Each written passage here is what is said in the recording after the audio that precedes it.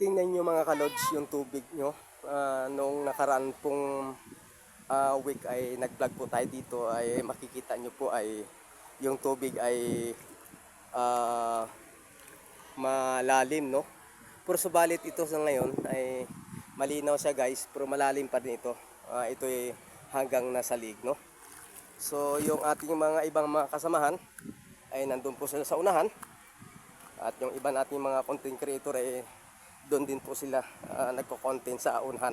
So balit ang inyong kalods ay dito po mag-isa ngayon dito sa may bandang area, sapagkat nung time na nag-vlog po tayo dito ay hindi tayo apak dito sa area dahil napakalalim. Pero subalit sa ngayon ay nandito po tayo mismo sa tubig na, no? So araw ng Sabado ay mapapansin nyo ay marami po naliligo, no? At yun, ang iba po namin mga kasamaan ay nandun po sila sa dulo at tayo po ay tutungo din doon. So ito guys, no? Malalim pala yung yung burak, no? Tawag ito buhangin. Bumabaon yung ating paa. So tayo po ay tutungo pa dun sa dulo upang para makapag-vlog uli. So yung mga bata, no, at yung mga iban po naming kasamahan andun sila sa unahan. So yung mga gamit so dito rin.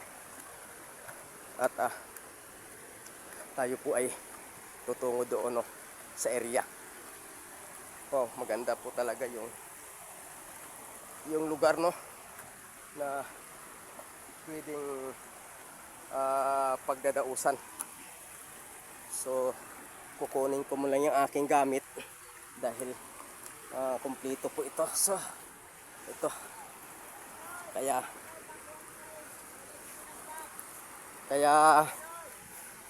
tayo guys ay patuloy po magko-content dito sa tubig nito. So ito ngayon tayo guys, no, ay kahit ganito lang siya ka babaw, no, pero malakas ang agos ng tubig. At kapag mahina ang inyong tuhod ay talagang tatangayin kayo. Kahit ang tubig ay hanggang tuhod ay napakalakas po talaga guys. So may mga area din na talagang malalim ang tubig. Kaya ito tayo ngayon ay patuloy sa pagtahak dito sa kalagitnaan ng ilog ng Puray, ilog ng Bangkal, no? So napakaganda ang view dito. At saka mapapansin nyo ay malamig ang tubig. Talagang freeze na freeze. Kaya kami ay kahit malayo po ang aming pinanggalingan ay kami po ay dumayo dito para matunghayan ang area at magbibigay din ng peace of mind na tayo ay kahit papano hindi lang lamang sa pang-araw-araw trabaho o mga personal po natin mga problema ay ito po ay nagbibigay din sa atin ng peace of mind, no? Kaya sa inyo mga kaludi ay masarap talaga kapag kayo ay makadaong dito sa lugar nito. Kaya sa inyo mga kaludi, maganda talaga ang area.